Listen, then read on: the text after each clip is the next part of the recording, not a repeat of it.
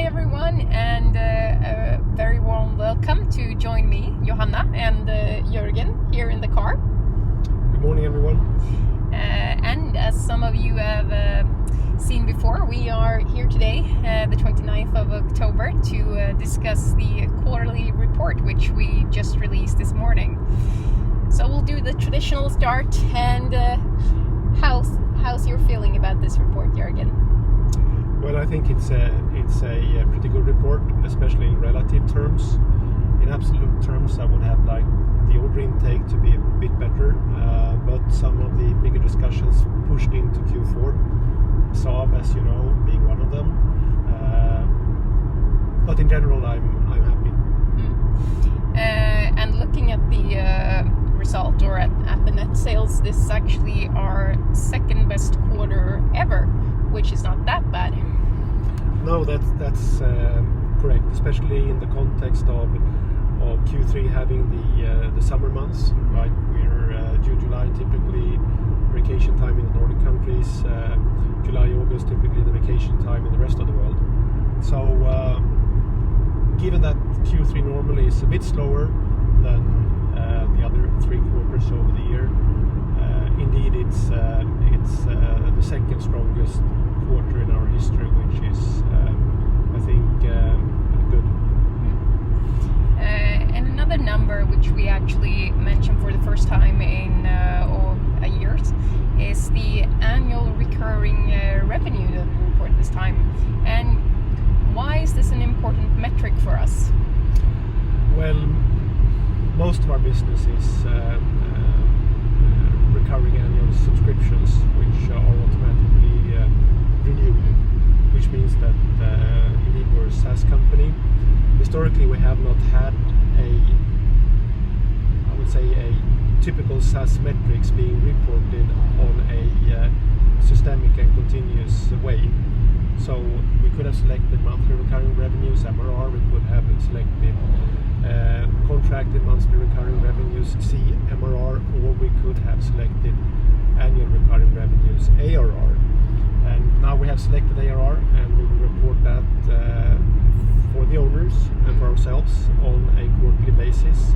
And again, now we released the number for the first time, and I think we also note that over the year we actually grew ARR 87% from the number coming into 2020 until the number now that we have coming out of Q3. And I think that's a pretty good growth rate on the ARR. And looking at the net sales so far this year, we've increased them with 57% compared to last year, but cost on the other side has only increased with 3%. Are you happy with that balance? I mean, as we touched on before in a previous discussion we had, we need to get to a black zero sooner than later.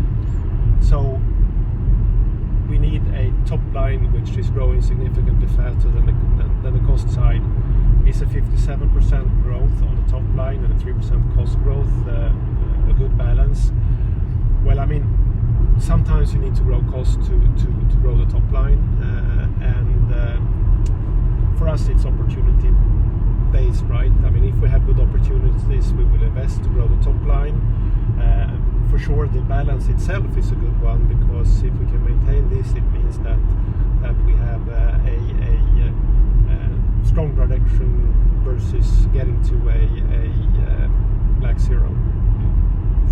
And speaking of cost, I mean, one of the most cost-intensive activities we have is actually our product maintenance and product development, which is also something you touch about, where you talk about our roadmap moving forward. And can you explain a little bit more the importance of our roadmap?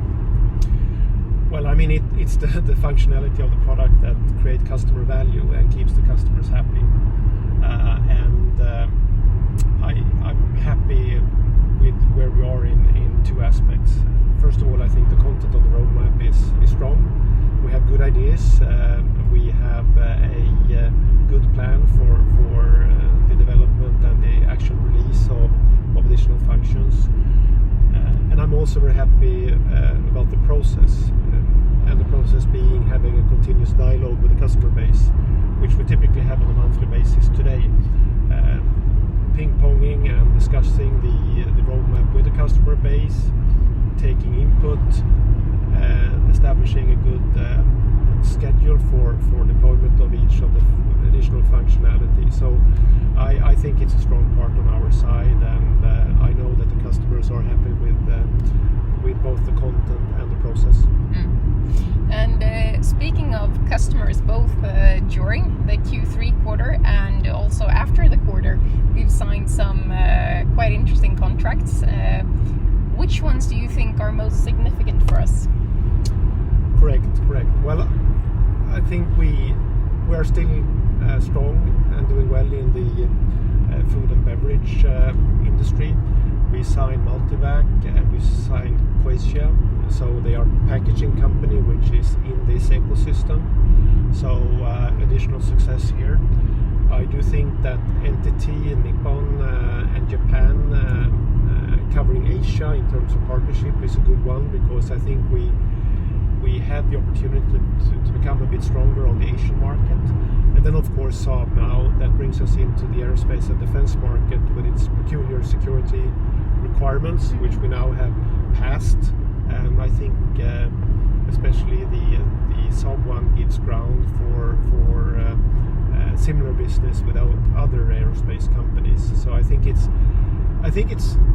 a good mix. And looking at 2020, we have roughly 2 months left of this year.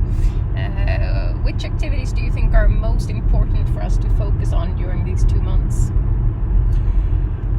Well, I mean, if you look at where we are currently coming out of Q3, we have already surpassed the full 2019 net sales, which I think is good. Still 1 quarter to go. Of course, the order intake is essential. We need to close bigger customers. We need to close smaller important customers, which have the ability to scale in the next step. So it's about continuing the good momentum and make sure that we actually get ink on the paper, especially with the big customers, before the end of the year. And with that said, would you like to give any outlook on the last quarter financially? I will try to avoid being too forward-looking here, but I just note that we passed 2019 full net sales already. I think we have a strong pipeline with a lot of prospects and a lot of customers. We are discussing with bigger customers at the moment.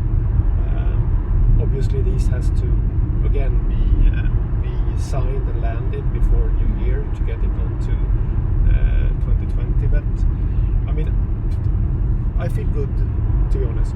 Yeah. And with that, I think we should wrap this up for this time, and we very much look forward to returning to you with a full review on 2020 within a few months. Yeah, thank you, Johanna, and goodbye everyone, and see you in February.